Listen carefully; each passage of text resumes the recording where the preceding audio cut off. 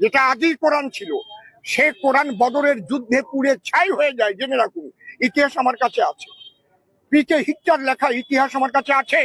এবং তারপরে 27 জনের শয়তানের দল মিলে এই কোরআন লিখেছে, এবং বারে বারে এই কোরআনের মধ্যে এমন এমন জিনিস ঢুকানো হয়েছে, বাচ্চাদের শেখানো হচ্ছে, হে মুসলমানগণ, অমুসলমানদের যেখানে পাইবে সেখানে বন্দি করিবে, নির্মম ভাবে হত্যা করিবে। কোরআনে লেখা, আমার কাছে আছে কোরআন।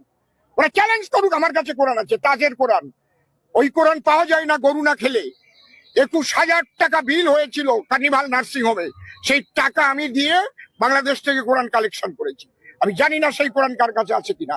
পরিষ্কার লেখা আছে, হে মুসলমানগণ, অমুসলমানদের যেখানে পাইবে সেখানে বন্দি করিবে, নির্মম ভাবে হত্যা করিবে।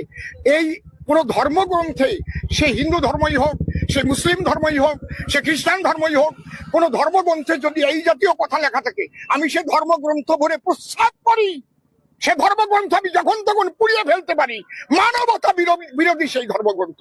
এই বিজেপি নেতা অসীম সরকার প্রমাণ সহ পকেটে পকেটে দলিল নিয়ে ঘুরছে, আর মানুষের সামনে মিথ্যা অপপ্রচার বক্তব্য করে করে চলেছেন।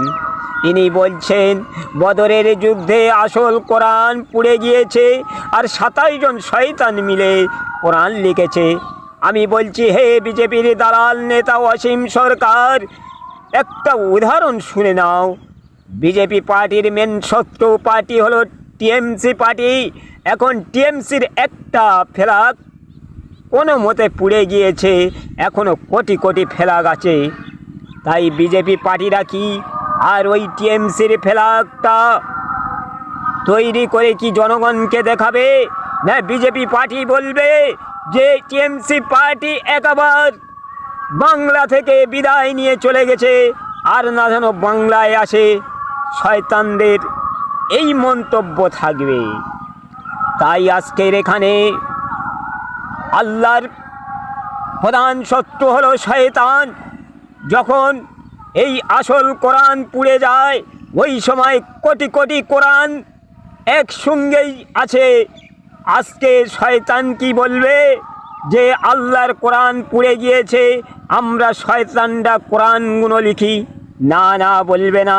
তারা বলতে থাকবে যে আল্লাহর বাণী দুনিয়াতে এক ঘায় চলে গিয়েছে, এবার আমাদের শয়তানের পালা, আমরা রাজ করব। সুতরাং এই জায়গায় মিথ্যাবাদী অসীম সরকার, তুমি এত, আর তোমার বিজেপি পার্টি পুরো মিথ্যাবাদীর দল। তাই আমি এখানে বলছি,